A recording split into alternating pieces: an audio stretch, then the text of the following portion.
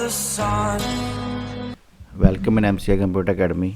मैं हरीश शर्मा आप सबका स्वागत करता हूं। आज हमारा टॉपिक माइक्रोसॉफ्ट वर्ड के बीच का एक पार्ट है। जैसे मेरे पास यहाँ पे शो हो रहा है स्टाइल। अब स्टाइल अपने आप में डिफ़ाइन करता है कि स्टाइल होता क्या है। देखो इसके अंदर नॉर्मल है, no spacing, heading 1, heading 2, title, sub title, sub lines, strong. तो ये अब सारा का सारा कंटेंट अपने अकॉर्डिंगली ही क्लियर करता है कि आपने किसी को हेडिंग में शिफ्ट करना है, हेडिंग 1 में रखना है, कैसे रखना है। अब देखिए मैंने जैसे फॉर एग्ज़ाम्पल जहाँ पे कोई भी लिखा मोदगिल, तो मुझे इसको हेडिंग 1 में रखना है, तो ये हेडिंग 1 में आ गया। अब इसके अंडर मैंने कोई पर्सन रखा, रमेश, सुरेश, गीता। अब इन सबको मैंने सिलेक्ट करने के बाद हेडिंग 2 में डाल दिया। देखो ये मेरा हेडिंग 1 है, उसके अंडर ये हमारे स्ट्रक्चर आ गए। अब गीता के अंडर हम लोगों ने कोई पर्सन रखना है,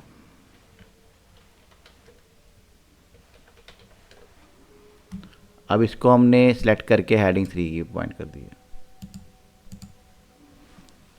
अब आप यहाँ पे देखिए कि गीता के अंदर 2 पर्सन्स हैं, तो मोदी के अंदर बाकी सारा स्टाफ वर्किंग है। इसे हम हेडिंग 1 कहते हैं, हेडिंग 2 देन हेडिंग 3। नॉर्मल आपको पता है कि डॉक्यूमेंट जब भी आप बनाते हो, जो नॉर्मली आप डॉक्यूमेंट बनाते हो उसके अंदर जो कंटेंट होता है वहाँ पे अपने आप वो बता रहा है कि ये क्या चीज़ है। फ़ॉन्ट बाय डिफ़ॉल्ट जो आ रहा है कैलिबरी आ रहा है, अलाइनमेंट लेफ़्ट की आती है, स्पेसिंग आती है, लाइन स्पेसिंग 1.08 की आती है, आफ्टर 8 PPT आती है, स्टाइल। ये हमें पूरे स्टाइल की पूरी इन्फॉर्मेशन देता है। अगर आप प्रॉपरली वर्क देखिए कि यहाँ पे आने के बाद कि हम फ़ॉन्ट्स कौन सा बाय डिफ़ॉल्ट यूज़ कर सकते हैं, अलाइनमेंट कौन सी यूज़ करते हैं, स्पेसिंग क्या यूज़ करते हैं। ये हमारी एक नॉर्मल पोजीशन होती है।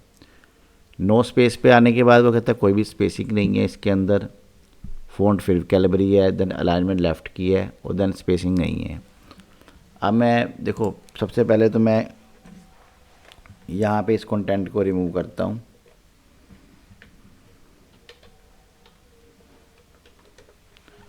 अब मैंने थोड़ा सा कंटेंट को टाइप किया। टाइप आप जो मैंने आपको शॉर्टकट कमांड बताई है उससे भी कर सकते हो। अब देखिए मेरे पास ये सारा का सारा कंटेंट नॉर्मल में पड़ा हुआ है। नॉर्मल कंटेंट का क्या बताया था आपको, यहाँ पे भी आप देखिए, यहाँ पे जाने के बाद उसने क्या बताया था कि आपका फ़ॉन्ट कौन सा यूज़ होता है, क्या वर्क होता है। फ़ॉन्ट्स का बाय डिफ़ॉल्ट कैलिबरी है, अलाइनमेंट, स्पेसिंग, सारा स्ट्रक्चर आपको बताया है। तो जब मैंने पूरे कंटेंट को सिलेक्ट करने के बाद नॉर्मल पे क्लिक किया तो अपने आप में डिफ़ाइन कर रहा है। अब यहाँ पे मैंने इस कंटेंट को सिलेक्ट करने के बाद कर दिया नो स्पेसिंग। अब नो स्पेसिंग में क्या हुआ, कंटेंट थोड़ा और टाइट हो गया कि उसके बीच का स्पेस गायब हो गया। अब यहाँ पे अगर आप इसको दोबारा इस पर क्लिक करो तो आपको पूरा बता देगा कि स्पेसिंग क्या वर्क हुई। अब नेक्स्ट पैराग्राफ पे मैंने क्या किया कि हेडिंग 1 कर दिया। अब इसमें उसने हेडिंग बना दिया इसको टाइटल टाइप पे। अब जैसे हम कोई प्रोजेक्ट्स बनाते हैं तो हमें वो कहा जाता है कि आपने इसको हेडिंग रखना है। आप फ़ॉन्ट हेडिंग में वो कहता है 16 का फ़ॉन्ट यूज़ किया, spacing before 12 PT, after line and paragraph के अंदर, टुगेदर लाइन, स्टाइल कौन सा यूज़ किया, वो सारा का सारा इंट्रो हमें उसने बताया हेडिंग का, हेडिंग 1 का। अब नेक्स्ट पैराग्राफ पे हमारे पास उसने हेडिंग 2 का फॉर्मेट बता दिया कि हेडिंग 2 क्या है। हेडिंग 2 बेसिकली हेडिंग 1 का पार्ट होता है। इस पर डबल क्लिक करेंगे वो हेडिंग 1 के अंदर चला गया। अब इसे हम हेडिंग 3 का वर्क कर लेते हैं। अब ये हेडिंग 3 बेसिकली हेडिंग 2 का पार्ट होगा।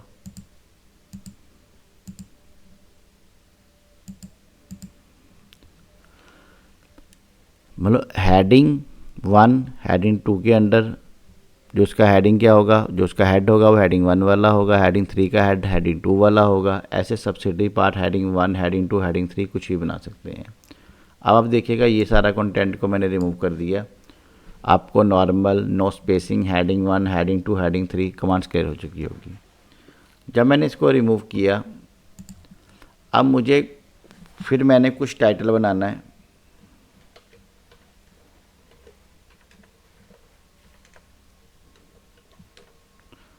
अब मैंने थोड़ा मैटर ज़्यादा बड़ा बनाया है।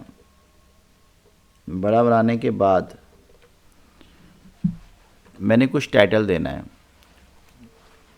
अब मैंने यहाँ पे लिखा फॉर एग्जांपल वीडियो रिकॉर्डिंग, इसको मैंने सेलेक्ट कर लिया। अब मैं टाइटल पे क्लिक करता हूँ तो वो जो टाइटल में शिफ्ट कर देता है।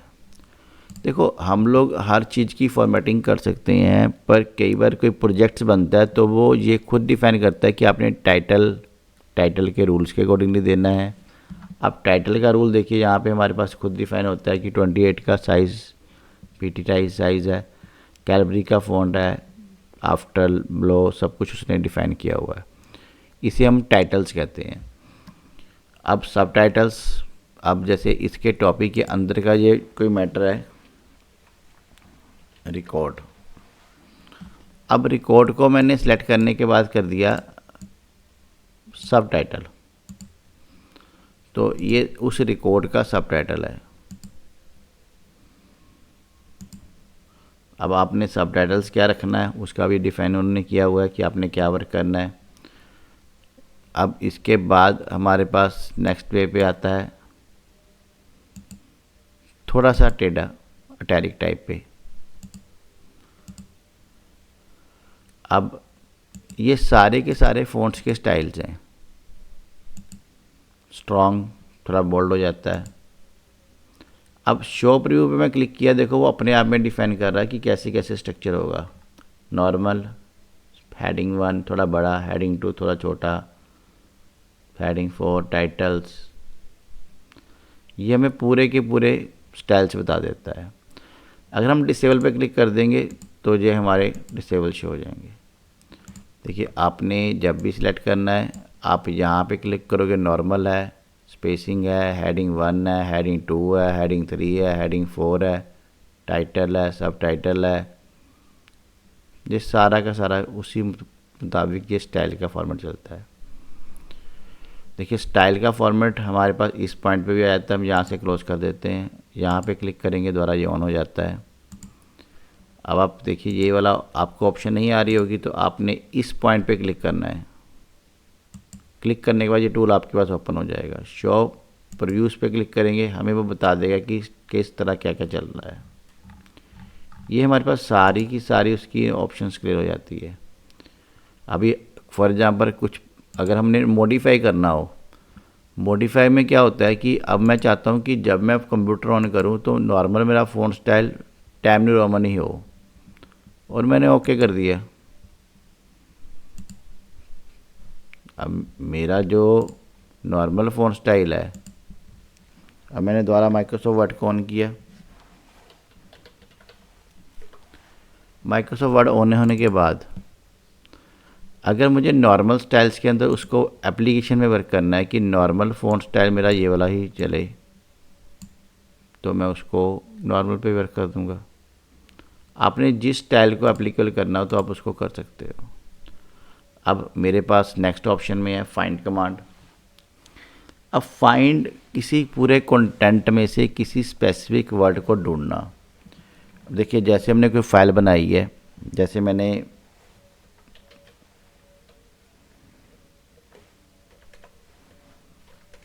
अब आपको कि मैंने 2020 लिख दिया, इसका लिखने का मतलब ये था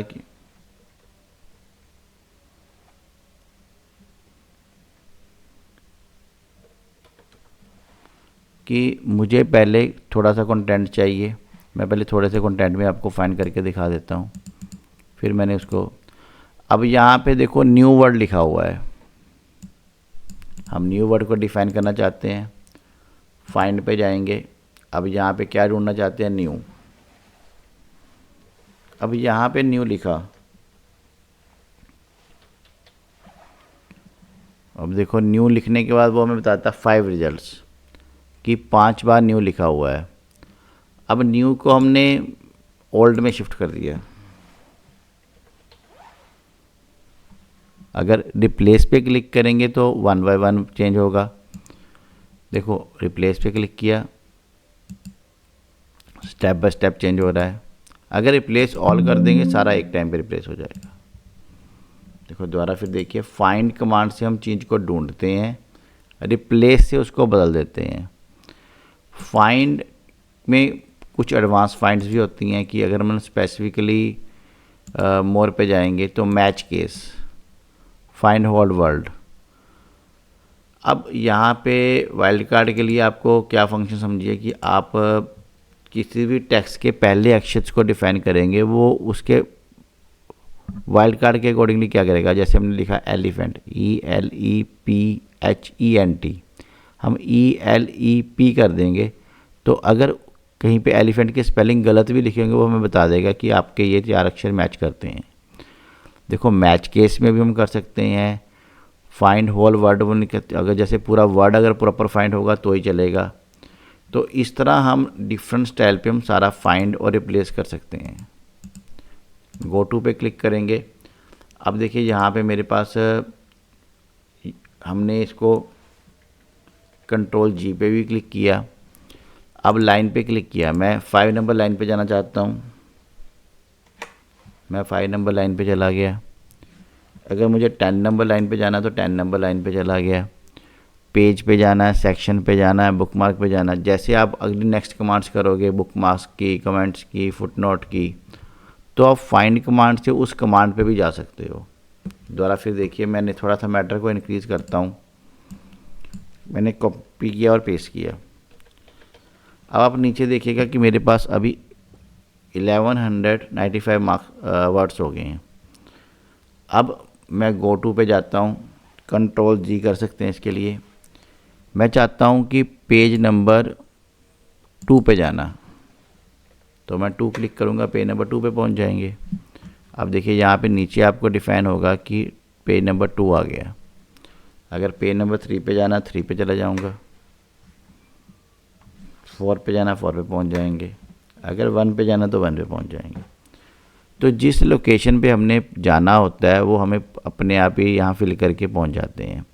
कई बार डॉक्यूमेंट बहुत बड़ा होता है, 50 पेज का होता है, 30 पेज का होता है, तो हमने 50 नंबर पेज पे जाके कोई काम करना होता है, हम इस कमांड को यूज़ करेंगे तो 50 नंबर। अब जैसे मैं थोड़ा सा मैटर और बड़ा कर देता हूँ, Ctrl A, Ctrl C, then Ctrl V। अब देखिए यहाँ पे 16 पेज हैं। अब मुझे 8 नंबर पेज पे काम करना है, Ctrl G, 8 क्लिक किया, मैंने 8 पे पहुँच गया। तो गो टू कमांड से हम सारे उस प्रोसेस पे पहुँच जाते हैं। अब लास्ट में मेरे पास यहाँ पे सिलेक्ट की ऑप्शंस है। सिलेक्ट पैन में देखिए, अगर तो आपने कोई शेप यूज़ की, कोई कंटेंट यूज़ किया, आपने कुछ ही वर्क किया, आपने कॉपी किया, बोल्ड किया, तो ये आपकी सारे के सारी ऑब्जेक्ट्स की डिटेल्स बता देता है कि आपने अगर इंसर्ट पे जाके कोई आपने शेप यूज़ की है, वो आपको शेप को यहाँ डिफाइन कर देगा। तो अगर नेक्स्ट शेप यूज़ की है उसको वो वहाँ पे डिफाइन कर देगा। हमने कोई लाइन यूज़ की है तो ये अपने आप में क्या होता है, हाइड भी कर देता है, उसको शो भी कर देता है। और एक टाइम पे क्लिक करके इसको ऑफ और डिसेबल और ऑफ कर सकते हैं। कई बार कुछ स्टूडेंट को प्रॉब्लम ये आती है कि वो शेप को उठा नहीं पाते, उस टाइम हमें ये ऑप्शंस काफ़ी काम आती है। सिलेक्ट के अंदर जाके सिलेक्ट पैन, तो सिलेक्ट ऑल पे क्लिक किया, देन हमने रिमूव कर दिया। सारा का सारा मैटर सेलेक्ट करने के बाद रिमूव कर लिया। देखिए आज के इस लेक्चर में हमने स्टाइल की कमांड को किया, फाइंड, रिप्लेस, सिलेक्ट, ये सारी ऑप्शंस को किया। नेक्स्ट का लेक्चर हमारा इंसर्ट पे आएगा। अगर आपने मेरे चैनल को सब्सक्राइब नहीं किया तो मेरे चैनल को सब्सक्राइब कर लीजिए। इसके अंदर मैंने अभी एक्सेल के कुछ और प्रैक्टिकल सेशन भी डालने हैं। Thank you for the watching.